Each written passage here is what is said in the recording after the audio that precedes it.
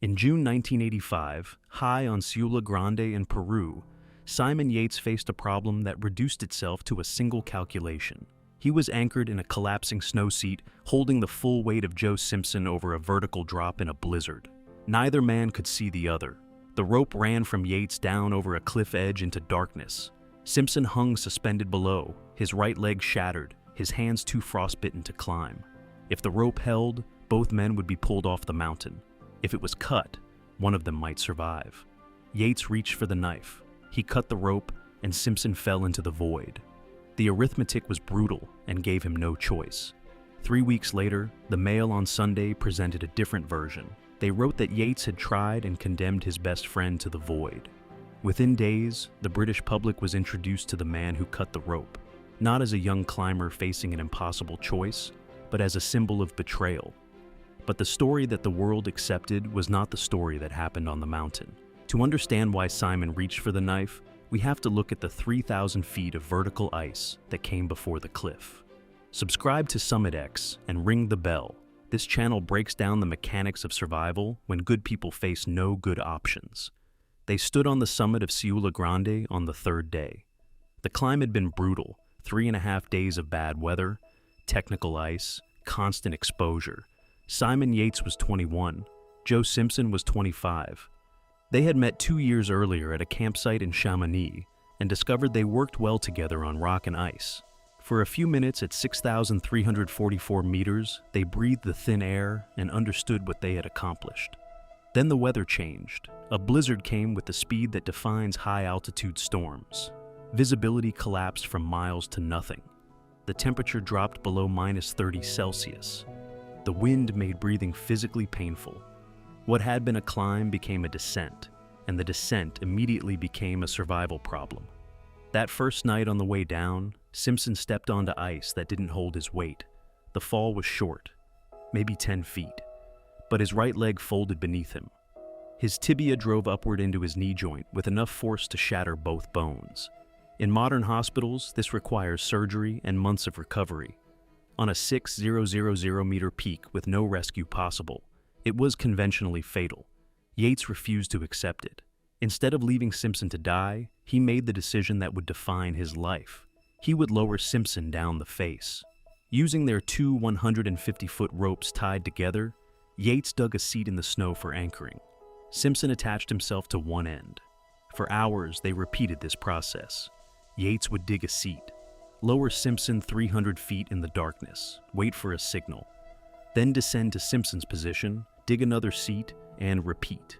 3,000 feet of vertical ice, hours of work with frostbitten hands. His headlamp had failed, leaving him operating by touch and feel. The physical toll was immediate. Yates's hands began losing sensation from sustained cold and the friction of the rope. Each repetition required digging harder into ice that was getting colder and less forgiving. Simpson was in severe pain from his broken leg. Each descent a collision with gravity and his own body's limits. They were approaching the glacier when Yates lowered Simpson over terrain he couldn't see. The rope went tight. Simpson had gone over a vertical drop into nothing. He is now suspended in space with a broken leg, hanging from a rope that runs over a cliff edge, pulling on a man who has no anchor and no way to hold. There was nothing below him.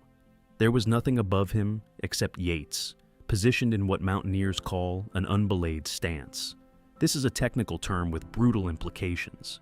It means Yates's body weight plus Simpson's body weight were held entirely by the friction of his boots pressing into the slope and the friction of the belay plate against his harness.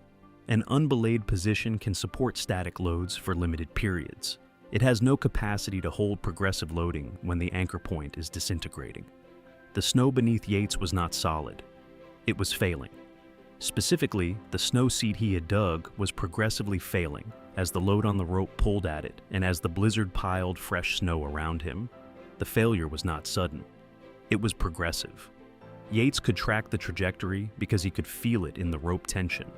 Over minutes, then hours, his position deteriorated. He was not getting pulled off fast. He was getting pulled off slowly, in a way that allowed him to calculate exactly where this ended. That endpoint was simple.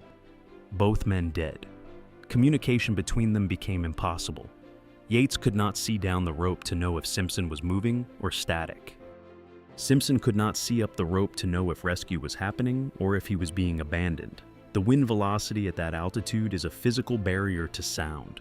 Shouting does not carry through the geometry of a vertical cliff. They had no radio, no signal, no way to coordinate. Each man was alone in the darkness, tethered only to the weight of the other. For at least 90 minutes, this was the equation. Yates holding, snow failing, Simpson suspended, no communication, no movement, no change except the slow certainty of deterioration. This was not a moment of crisis. This was a state where both men could calculate exactly what was coming next. During those minutes, something shifted in Yates's understanding. The rope, which had been his primary tool for saving Simpson's life for the past 12 hours, had transformed into something else entirely. The public would later see the rope as a symbol of friendship, a covenant between climbers. Yates saw it as equipment that was, by its own physics, pulling them both toward the same outcome. The rope was no longer a rescue device. It was a mechanism of failure. He retrieved the knife from his rucksack. His fingers could barely manipulate the blade. The snow continued to fail around him. The weight on the rope continued to pull. The logic was inescapable. Holding meant 2 deaths. Cutting meant 1 survival and the possibility of another. In the darkness at the edge of a crevasse he couldn't see, with a friend he couldn't hear, Yates cut the rope. He did not know what he had done. He did not know if Simpson was 30 feet above solid ground or 3,000 feet above a drop. He only knew that neither of them was going to survive if he didn't act. Simpson fell into the darkness below. For several seconds, there was only the sound of the rope spinning through Yates's belay plate. Then nothing. Yates sat in the snow in the darkness, alone, holding the slack end of a severed rope. He had just cut away the only other human being within hundreds of miles.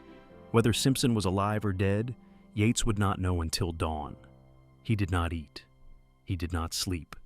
He held the rope and waited for the sun.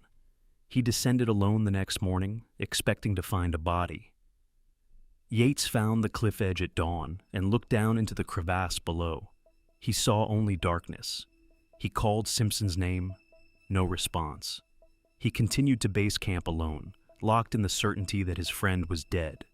His hands were severely frostbitten. The tissue was beginning to blacken. Then, in the middle of the night 3 days later, someone called his name from the darkness. Simpson emerged from the void delirious and crawling on a shattered leg, having abseiled deeper into the crevasse, found a snow ramp, climbed out, and crossed 5 miles of glacier using ice axes as crutches. Yates and his base camp manager found him covered in infection, barely conscious. Yates embraced a man he had believed was dead. Both were alive. This should have been the end of the story. 6 weeks later, the Mail on Sunday published their version. They wrote that Yates had tried and sentenced his best friend to death. The phrasing was deliberate and specific. Tried invokes a courtroom. Sentenced invokes a judge rendering a verdict on a condemned man. The newspaper was not describing a survival story. It was describing an execution. The framing did not require understanding snow mechanics or the physics of an unbelayed position. It required only an image and a knife. The public did not see a young climber making an impossible calculation. They saw betrayal. Within weeks, Yates had become the man who cut the rope, his entire identity reduced to 8 words. Within days, a person who read only the Mail on Sunday's coverage physically attacked Yates in the French Alps. The attacker believed he was defending Simpson's honor. He was defending a story that a newspaper had manufactured. The Alpine Club, the most prestigious mountaineering society in Britain, formally convened to discuss whether to ostracize Yates. The specific mechanism was explicit, withholding funding through the Mount Everest Foundation. For a climber dependent on small grants to finance expeditions, this would have ended his career before it started.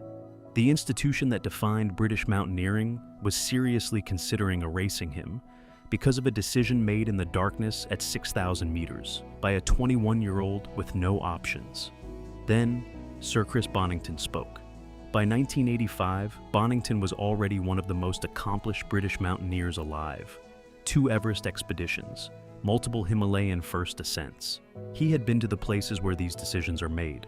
His statement was terse and unqualified.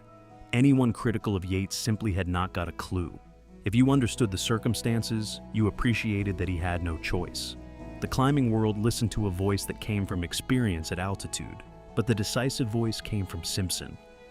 While still recovering, he wrote an article for a climbing magazine defending Yates explicitly. He said without hesitation that he would have cut the rope himself if their positions were reversed. The victim was defending the accused. The man who had fallen was the one person whose judgment no critic could override.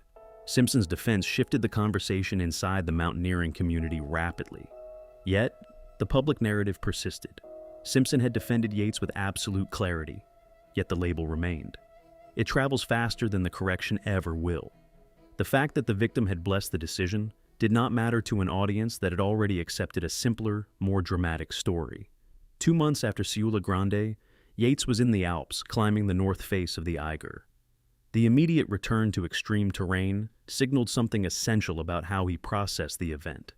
He did not treat the decision as the defining trauma of his life. He treated it as something that had happened, been survived, and left behind. In the decades that followed, Yates completed over 70 expeditions across the Karakoram, Patagonia, the Cordillera Darwin, and the Himalaya. He made first ascents in Pakistan. He guided. He spoke publicly.